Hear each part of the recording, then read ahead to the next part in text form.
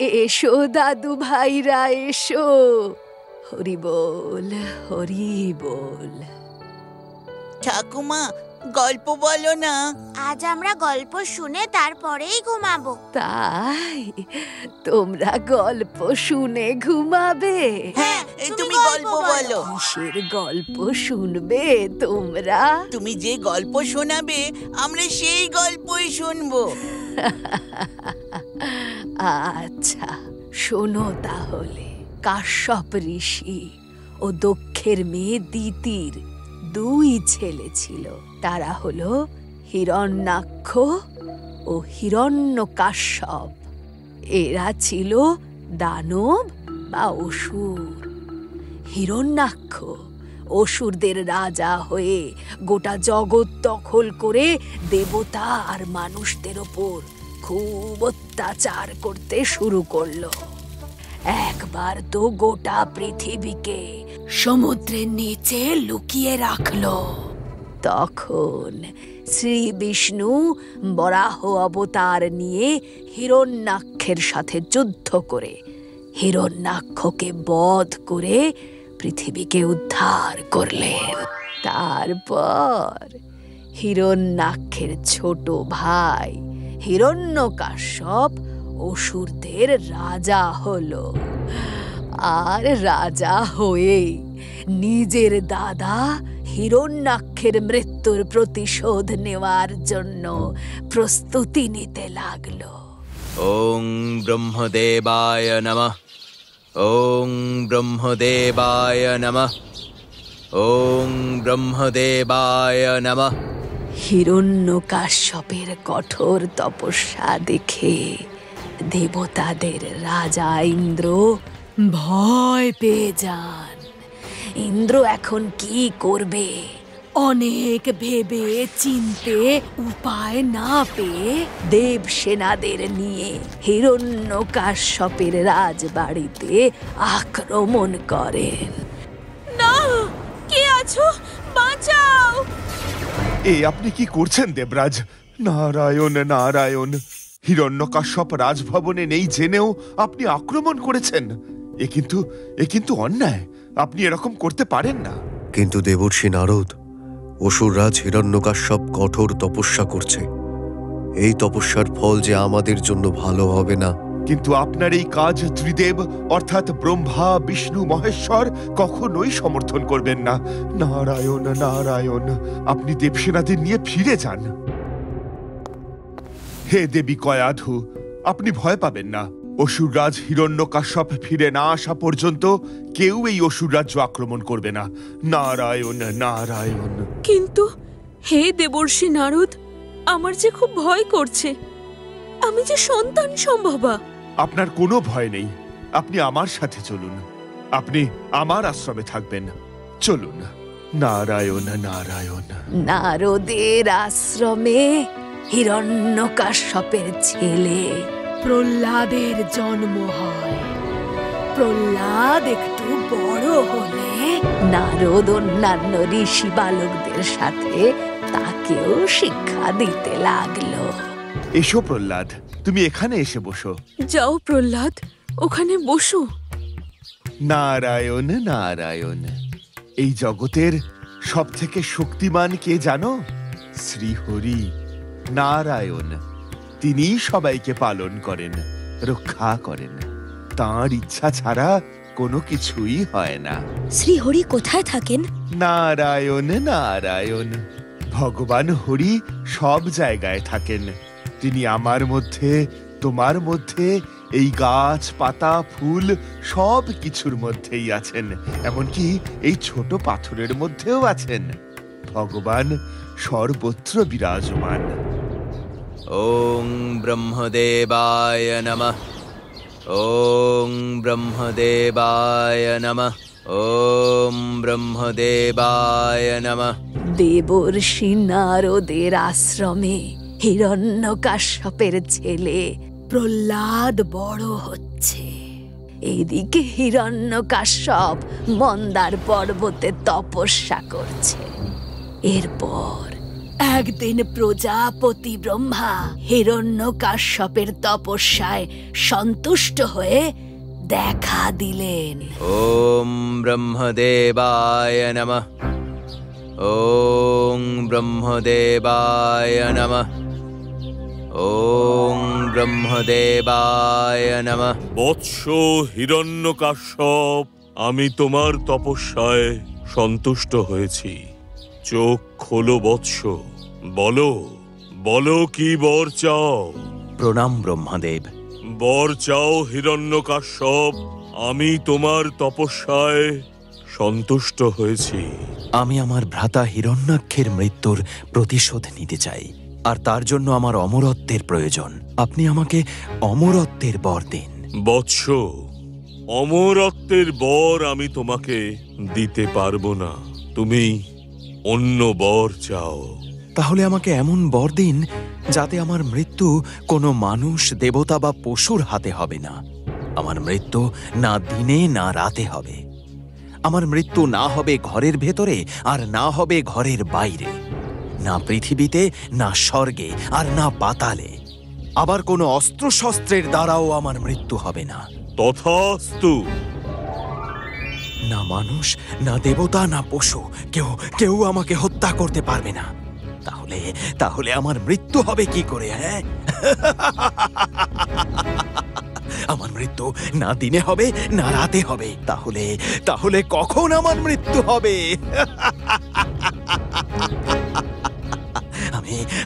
আমি আজ থেকে অমর। আমার মৃত্যু নেই, আমি অমর।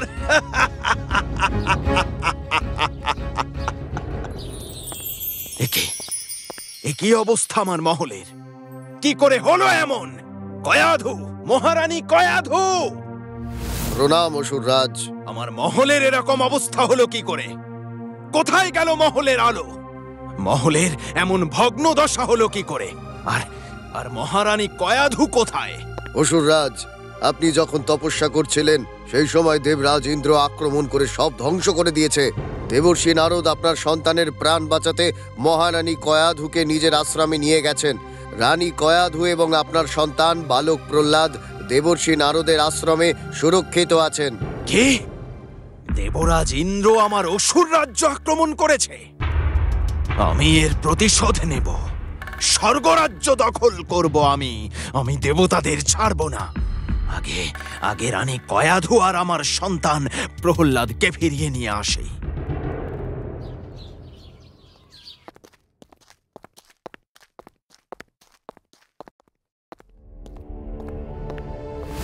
কয়াধু, আমি যুদ্ধে যাচ্ছি।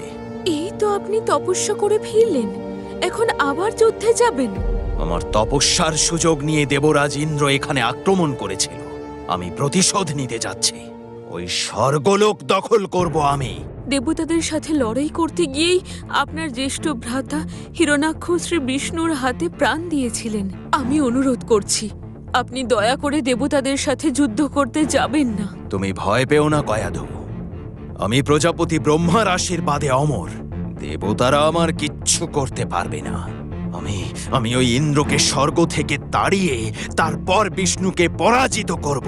ওং নমো বিষ্ণবে। হে পিতা, আপনি শ্রী বিষ্ণুর সঙ্গে যুদ্ধ করতে যাবেন না। আপনি শ্রী বিষ্ণুর শরণাপন্ন হন। বলুন, ওং নমো ভগবতে বাসুদেবায়। এসব কি বলছো তুমি প্রহ্লাদ? ওই শ্রী বিষ্ণুর শরণাপন্ন আমি হব?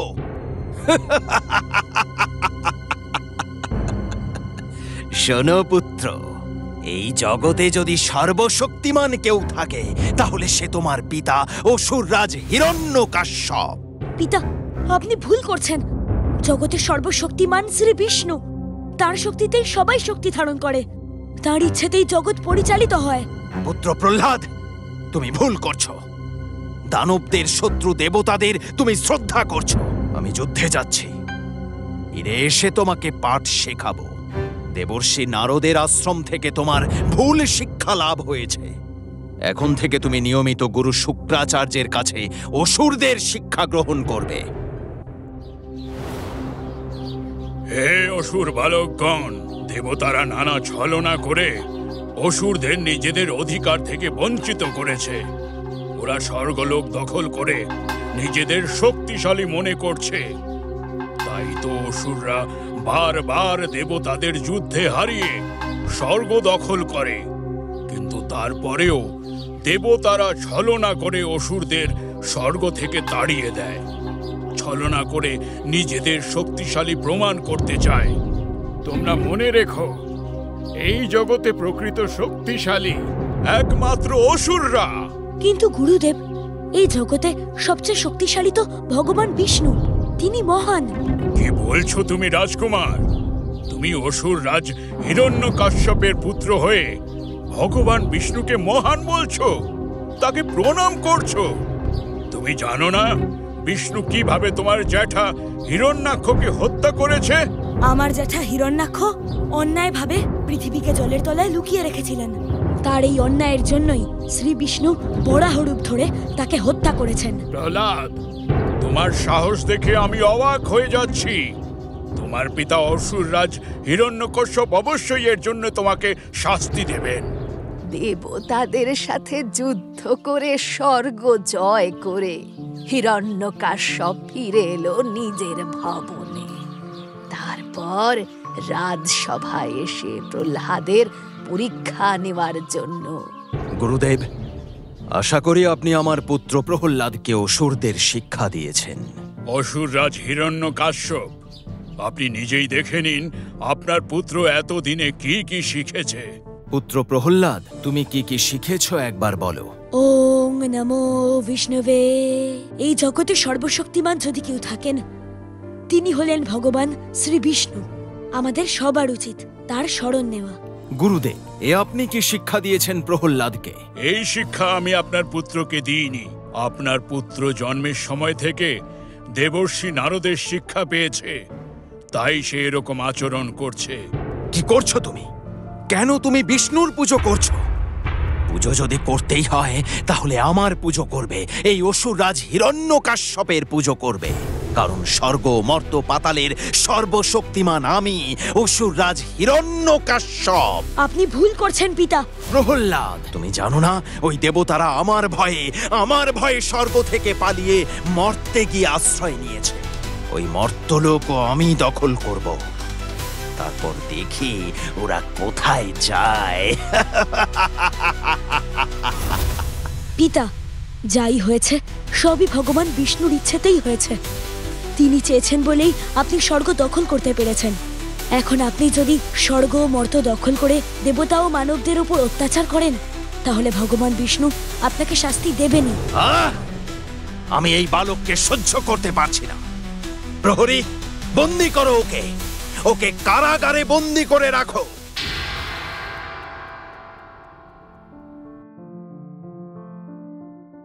স্বামী, আমার পুত্রকে আপনি ছেড়ে দিন। ও এখনো ছোট, ওকে আপনি ক্ষমা করে দিন। ওং নমো ভগবতে বাসুদেবায়। আমি আর সহ্য করতে পারছি না। জগতে ভগবান একজনই, সে হলো এই হিরণ্যকাশ্যপ। সবাই, এই সকলেই আমার উপাসনা করবে, ওই বিষ্ণুর নয়। আপনি ক্ষমা করে দিন, পুত্র প্রহ্লাদকে ক্ষমা করে দিন। ওং নমো ভগবতে বাসুদেবায়। ওং নমো ভগবতে বাসুদেবায়। না না না না না, কখনোই নয়, কখনোই নয়। প্রহরী, প্রহরী, ওই দুষ্ট বালককে নিয়ে যাও, পাগলা হাতির সামনে ফেলে দাও। হাতি যেন ওকে পা দিয়ে পিষে মেরে ফেলে, আর এটাই ওর উপযুক্ত শাস্তি। হে অসুররাজ, আপনি ওর পিতা। যে পুত্র পিতার শত্রুকে ভগবান বলে উপাসনা করে, সেই পুত্রের বেঁচে থাকার কোনো অধিকার নেই। আমাকে কোথায় নিয়ে যাচ্ছ তোমরা?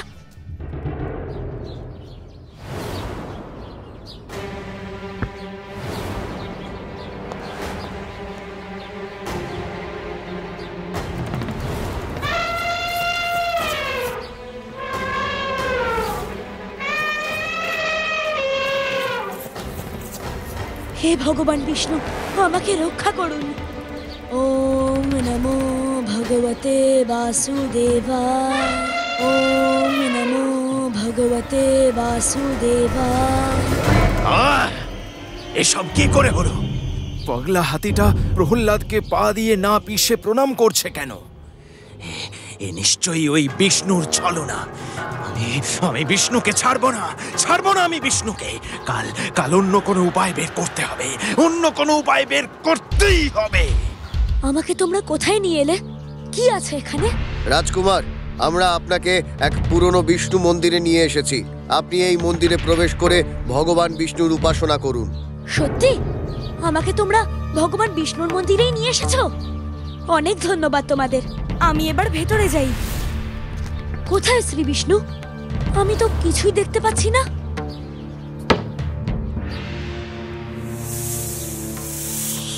সাপ! হে হরি, শ্রী বিষ্ণু, আমি এখন কি করব? আমাকে রক্ষা করুন প্রভু। ওং নমো ভগবতে বাসুদেবায়। ওং নমো ভগবতে বাসুদেবায়। ওং নমো ভগবতে বাসুদেবায়। হিরণ্যকশ্যপ যতবারই প্রহ্লাদকে মারতে যায়, শ্রী বিষ্ণু ততবারই তার ভক্ত প্রহ্লাদকে উদ্ধার করেন। এই দুষ্ট বালককে পাহাড় থেকে ছুঁড়ে ফেলে দাও, দেখি কে এসে ওকে বাঁচায়। যে সন্তান ভগবান হিরণ্যকাশ্যপের আদেশ অমান্য করে শত্রু বিষ্ণুর উপাসনা করে, তার বাঁচার কোনো অধিকার নেই। ফেলে দাও ওকে।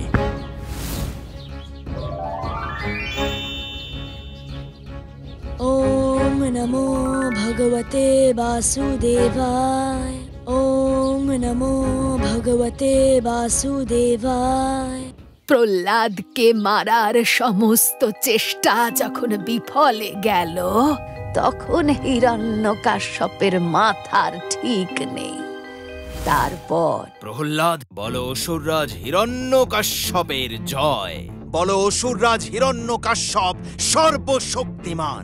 সর্বশক্তিমান তো একজনই পিতা, তিনি হলেন শ্রী বিষ্ণু। চুপ কর মায়াবী বালক। ওই বিষ্ণুর নাম তুই আর আমার সামনে বলবি না। ছলনাময়ী বিষ্ণু মায়া করে প্রতিবার আমার হাত থেকে তোকে উদ্ধার করেছে। আমি ওকে ছাড়বো না ওকে আমি। ভগবান বিষ্ণুর শক্তি আপনার থেকে অনেক বেশি। এই জগতে আমি অজয়, অমর। কেউ আমাকে হত্যা করতে পারবে না। কেউ না। ডেকে আন তোর বিষ্ণুকে। কোথায় থাকেন তিনি? ভগবান শ্রী বিষ্ণুর সব জায়গাতেই থাকেন। তুমি যদি তাকে ভক্তি ভরে ডাকো, তাহলে তিনি অবশ্যই আসবেন। ভগবান বিষ্ণু আমার মধ্যে, তোমার মধ্যে, এমনকি জগতের প্রতিটা অংশে আছেন। প্রতিটা নুড়ি পাথর, এমনকি বড় পাথরের মধ্যেও তিনি আছেন। তিনি কি এই স্তম্ভের মধ্যেও আছেন? হ্যাঁ, এই স্তম্ভের মধ্যেও তিনি আছেন। এই স্তম্ভের মধ্যে যদি বিষ্ণু থাকে, তাহলে এই স্তম্ভ আমি ভেঙে ফেলবো, হত্যা করব আমি বিষ্ণুকে।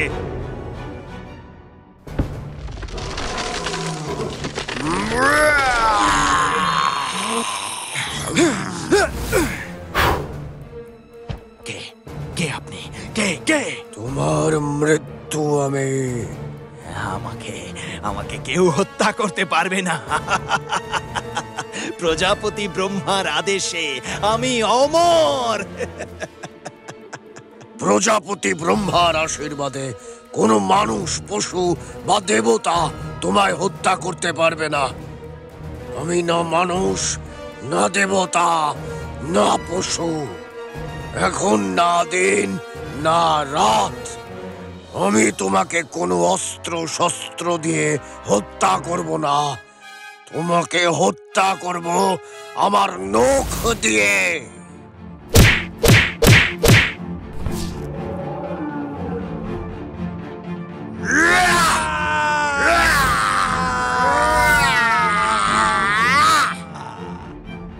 এইভাবে মৃত্যু হলো হিরণ্যকাশ্যপের।